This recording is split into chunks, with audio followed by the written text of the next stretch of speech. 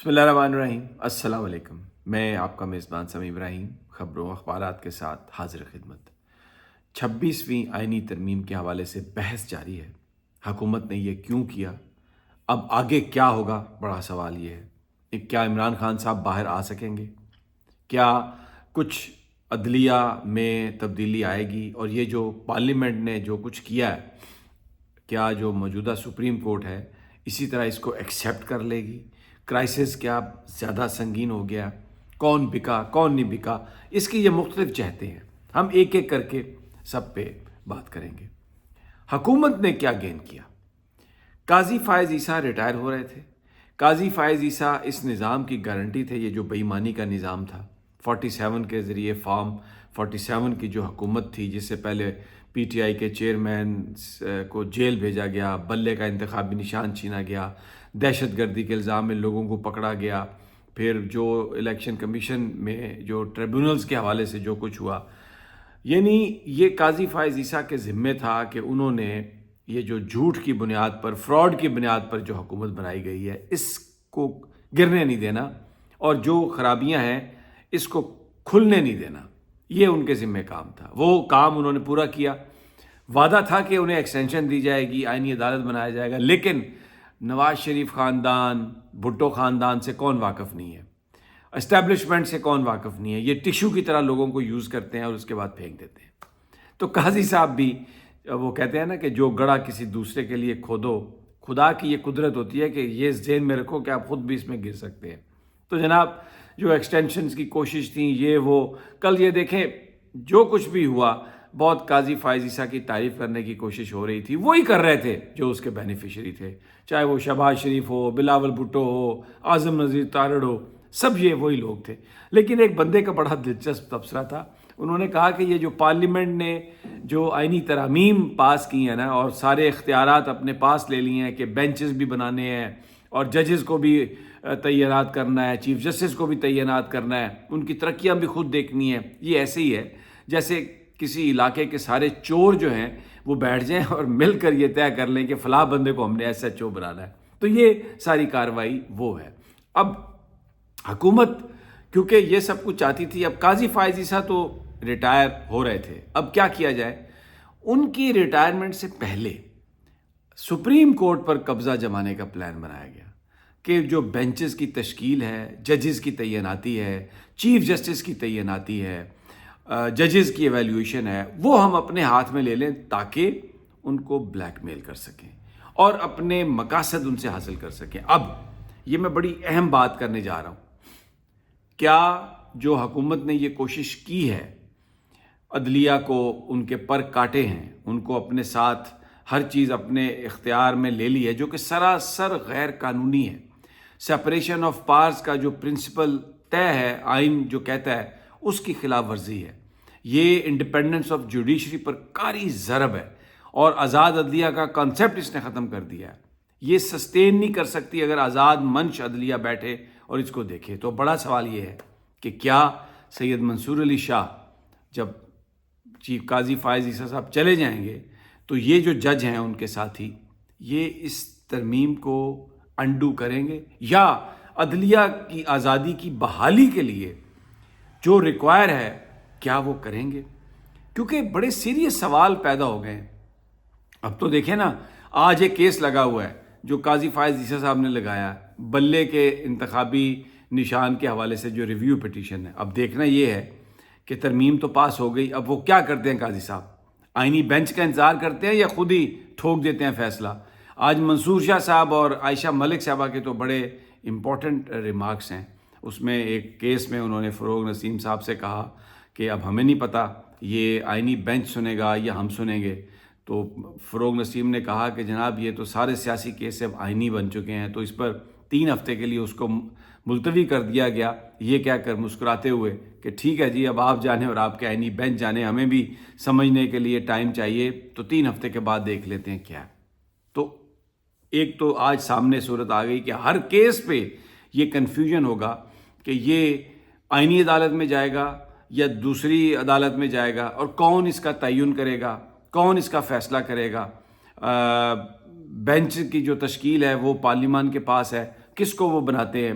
Senior, پہلے تو یہ تھا نا کہ 5 سینئر موسٹ ججز ہو گئے آئینی بینچ میں، اب تو یہ ہے کہ جس کو وہ لگائیں، یعنی کیس اگر آیا تو انہوں نے اپنی مرضی کے لوگ لگانے آئینی بینچ میں، حکومت کے پاس یہ اختیار ہے۔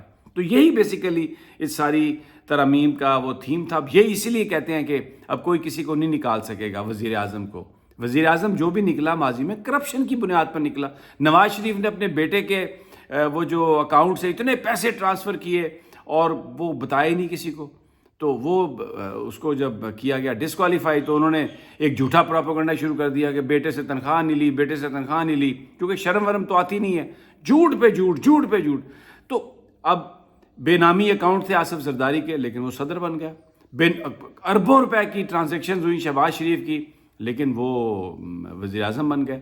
تو اب وزیر اعظم کی جو معطلی ہے اس کا راستہ اس طرح سے روکا جا رہا ہے کہ اپنی مرضی کے جج لگا دیے جائیں گے اور وہ وزیر اعظم کی کرپشن پر پردہ ڈالیں گے بجائے فیصلہ کرنے کے۔ تو یہ کہتے ہیں جی جمہوریت مضبوط ہو گئی اور ہم نے اب منتخب وزیر اعظم کو گھر بھیجنے کا جو عمل ہے اس کو ہم نے روک دیا۔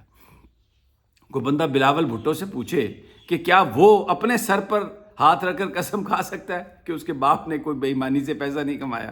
یہ جو اتنی ساری دولت ہے کہاں سے آئی ہے؟ یہ دھن دولت کہاں سے آئی ہے؟ یہ تو یہ جو کہہ رہے ہیں نا کہ اب کوئی کسی وزیر اعظم کو گھر نہیں بھیج سکے گا، اس لیے کہ اپنی مرضی کے ججز لگائیں گے، مرضی کے بینچ بنیں گے، مرضی کے فیصلے آئیں گے، سپریم کورٹ ان کی ایک لونڈی بنے گی، ججز ان کے پالتو ہوں گے۔ یہ وہ کانسیپٹ ہے جس پر یہ کہا جاتا ہے کہ جی وہ نہیں ہوگا۔ اب یہ منصور شاہ صاحب اور ان کے ساتھیوں کے لیے بھی کڑا امتحان کہ کیا انہوں نے بھی کچھ آز باز کر لی ہے؟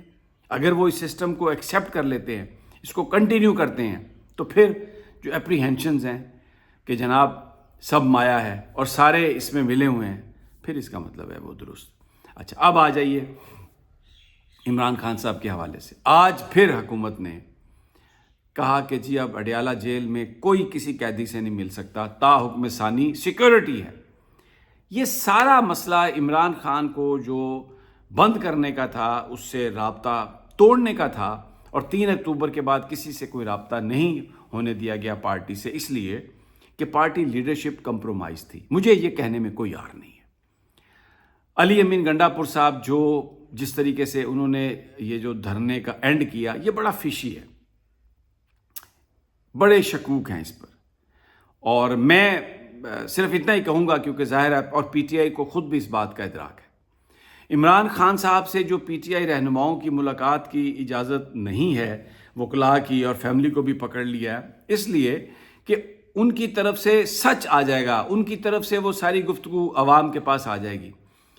ابھی بھی جب یہ ملاقات ہوئی ہے ڈیلیگیشن کی، تو میں نے آپ کو یہ بتایا، خان صاحب نے کہا کہ ڈی چوک پر بیٹھ جائیں، دھرنا دیں جب تک یہ آئینی ترامیم واپس نہ ہو جائیں، اور اب تو وہ پاس ہو گئی ہیں، اور اب انہوں نے کہا کہ جب تک منصور علی شاہ کا نوٹیفیکیشن نہ ہو، جو سینئر موسٹ جج ہیں، جو آئین کے مطابق ہے، کوئی پی ٹی آئی کے فیورٹ نہیں ہے، اس آئینی اسکیم میں تبدیلی جو تھی وہ عدلیہ پر کاری ضرب لگانے کے مترادف تھی۔ اس لیے عمران خان صاحب نے یہ کہا، حالانکہ منصور علی شاہ صاحب کے حوالے سے بھی بہت تحفظات رہے ہیں، صرف یہ مخصوص نشستوں کے فیصلے کے آنے سے پہلے بہت سارے ایسے ڈیسیژن ہیں منصور شاہ صاحب کے جس پر بات ہو سکتی ہے، لیکن عمران خان صاحب نے کہا کہ نہیں، سینئر موسٹ جج کو لگانا ہے چیف جسٹس، جو آئین ہے، تو اس کے لیے انہوں نے پارٹی سے کہا۔ تو ابھی یہ پارٹی نے احتجاج کی کال کیوں نہیں دی؟ کہاں ہے پارٹی؟ یہ کیوں نہیں دے رہے احتجاج کی کال؟ اور کیوں یہ ساری اس کارروائی کا حصہ بنے عمران خان کی اجازت کے بغیر؟ ان کے اوپر بھی بڑے سارے سوال ہیں۔ اور پھر زین قریشی سے لے کے الیاس تک، اور اورنگزیب کھچی، اور مبارک زیب، اور اسلم گھمن، اور ظہور قریشی، پھر وہ جو سینیٹر زرکا اور فیصل سلیم، ابڑو، سارے جو ہے بڑے نشان ہیں، ان سب نے کسی پر کوئی دباؤ نہیں تھا۔ اور زین قریشی نے، میں یہ سمجھتا ہوں، ڈرامہ کیا، بیوی اغوا ہو گئی، یہ ہو گئی، مال لیا، اور کروڑوں اربوں روپے لیے، جو کہ منہ کھول دیے گئے تھے، کہ مجھے یہ اطلاعات ہیں کہ 20 ارب روپیہ رکھا گیا تھا، مختص کیا گیا تھا مبینہ طور پر۔ تو جناب یہ جو سارا معاملہ تھا، یہ اس طریقے سے انہوں نے، تو اس پر بھی سوالیہ نشان ہے۔ تو بڑی اس وقت ایک کانفلکٹ کی سچویشن ہے. میں آپ کو یہ بتاؤں، یہ جو امینڈمنٹس ہیں یہ سسٹین نہیں کر سکتی. آج وکلاء کی پریس کانفرنس ہے حامد خان صاحب کی اور بھی ان کے ساتھیوں کی. وکیلوں کو اٹھنا چاہیے، پبلک کو، سول سوسائٹی کو اٹھنا چاہیے، تحریک انصاف کو اٹھنا چاہیے. عمران خان کو باہر لانے کے لیے ورکرز کو اٹھنا پڑے گا. یہ میں بتا رہا ہوں، یہ جو قیادت ہے باہر کی کمپرومائزڈ ہے، ساری کی ساری کمپرومائزڈ ہے. میں کوئی نام نہیں لیتا کسی کا، کسی حد تک کمپرومائزڈ ہے یہ. اور عمران خان جو ہے یہ اندر صرف اب اس لیے ہے کہ پی ٹی آئی کی قیادت میں وہ اہلیت نہیں ہے. میں معافی چاہتا ہوں، ورکر مرنے کے لیے تیار ہے، عوام مرنے کے لیے تیار ہے، عوام آئی بھی ہے، لیکن وہ جو ساری جد و جہد ہے اس پر پانی ڈالا گیا اور اس کو بالکل ضائع کیا گیا. تو اب پی ٹی آئی کو فوکس کرنا چاہیے، ورکرز کو، پارٹی کی تنظیم کو، کہ اور یہ stop looking towards their M N A's اور ان لوگوں پہ چھوڑ دیں ان کو دیکھنا. یہ نہیں رہا کروائیں گے خان کو. آپ نے نکلنا ہے، وکلاء کو نکلنا پڑے گا. اور اب یہ دیکھنا ہے کہ منصور علی شاہ اور ان کے ساتھی کس طریقے سے اس چیز کو لے کے آگے چلتے ہیں. کیونکہ اگر یہ انڈو نہیں ہوا، پاکستان میں بالکل آزاد عدلیہ کا گلا گھونٹ دیا گیا، یہ ان کو لونڈی بنا دیا گیا، اور قاضی فائز عیسیٰ اس ہفتے تاریخ کے کوڑے دان میں دفن ہو جائے گا ہمیشہ کے لیے. جو گڑھا کسی دوسرے کے لیے کھودتا ہے آج خود اس میں گرنے جا رہا ہے. بہت ترلے لیے انہوں نے، 63A کا فیصلہ ریورس کر کے لوٹے بننے پر لوگوں کو مجبور کروایا، لیکن پھر بھی یہ ٹشو پیپر کی طرح یوز ہوا اور اس کو اٹھا کے انہوں نے پھینک دیا. اب بہت ہی امپورٹنٹ ٹائم ہے پاکستان کے لیے، تحریک انصاف کے لیے، ان کے ورکرز کے لیے. طلباء کی جو تحریک ہے پنجاب بھر میں، آج پھر جو خبریں آ رہی ہیں کہ اسٹوڈنٹس باہر نکلے ہوئے ہیں. پنجاب حکومت کہتی ہے کہ کوئی انسیڈنٹ نہیں ہوا، بالکل یہ جھوٹ ہے. اسٹوڈنٹس کہتے ہیں کہ انسیڈنٹ ہوا ہے.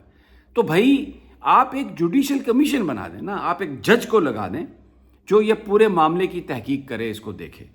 تو آپ لوگوں کو، بچوں کو مارنا، پیٹنا، پکڑنا بند کریں، جو گرفتار ہیں ان کو رہا کریں اور اس کی ایک انویسٹیگیشن کرائیں، اور چور کو چور کہیں.